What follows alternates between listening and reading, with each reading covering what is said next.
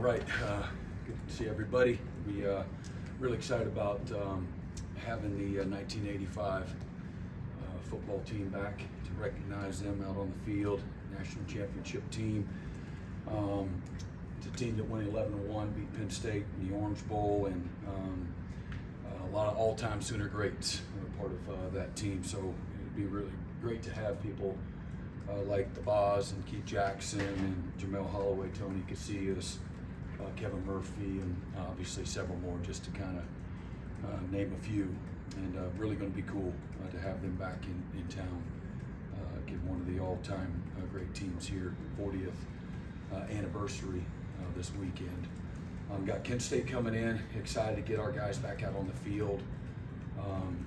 I said this to y'all last Thursday. We had a fantastic bye weekend. Just again, the focus, the energy, the detail.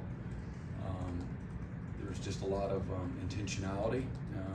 We spent a lot more time on a bye week against each other, and also just working on fundamentals, positions and scheme-specific fundamentals. Obviously, issues that have maybe caused us some problems through the first 4 games. But really excited about the buy-in of this football team. Up to this point, we don't have anyone that's satisfied or it's hard to coach. This is a team that is hungry and has the humility to do the things that are necessary to continue to improve and develop, because we're not anywhere close to where we want to be or we need to be or going to have to be here to manage the challenges that are in front of us moving forward. But excited about kind of closing that first chapter of the season and getting into the next 5 games. And for us, this week and the bye week was about just how much can we improve. It's a race against the clock. We don't have unlimited reps or opportunities to develop and practice, go against each other, things of that nature. We don't have a day to waste. And like I said, I just have a great appreciation for the buy-in with both the coaches and the players. There was nothing casual about the bye week. A lot of strain, a lot of work. And for the most part, we got a good, healthy team, going into this week. And every week you learn more and more about your team. And so I don't take it for granted. Again, for me, man, yesterday was just about having an amazing, Monday practice, our best Monday practice of the year. And same thing about today. Going into Tuesday practice, I don't want our players or coaches to get bored with the process and our structures and how we do things, at a really, really high level.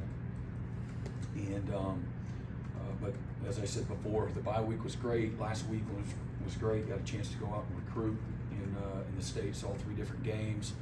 Saw a bunch of excellent football being played, and a lot of great football players as well. And it was just affirmation for me and something I've talked about since I took this job, that within arm's reach, you can win a national championship team at Oklahoma. And starting here within this state, the foundation of this locker room will be and needs to be players from the state of Oklahoma and within arm's reach of this campus. So that was exciting, and then got a chance, like y'all, got a chance to watch a bunch of football. And certainly in our conference, there were 4 games that came down to the last drive of the game, and being a 1-possession league, it was just affirmation. The smallest things always have the biggest consequences, and everything matters. Those plays in the first quarter are going to make a difference in the fourth quarter. And but situational football, the physicality, execution, things of that nature. Got a chance to watch a bunch of really good teams across the country, and again, whether it was Oregon and Penn State, again a top 10 matchup. It comes down to goes to overtime, comes down to the last, drive of the game, last play of the game to decide the game, but it was just affirmation for us if we're willing to continue to put the work in, stay hungry, driven, ambitious, keep our head down, don't get distracted. That we can play with anybody in the country, not a team that we can't beat. And I said this too, there's also not a team that's not capable of beating us if we don't show up and do, what winning requires. So really excited. Our team, like I said, is excited to attack this next phase of our season and the challenges that are in front of us. Really excited about seeing Mike Hawkins back out there, and we talked a lot about him on last Thursday.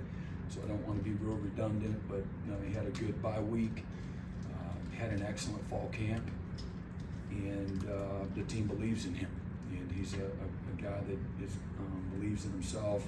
He's in a much different place than he was a year ago, just as far as his mental capacity as a true freshman. A lot of growth happens for all players going into year one to year two. He's put a lot of work in, as I've said.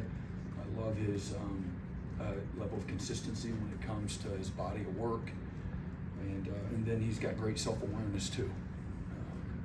A lot of guys they have their head in the sand when it comes to self-awareness, and it stunts their growth. Mike's a guy that has great self-awareness, and to me has a growth mindset. And so excited to see some other guys.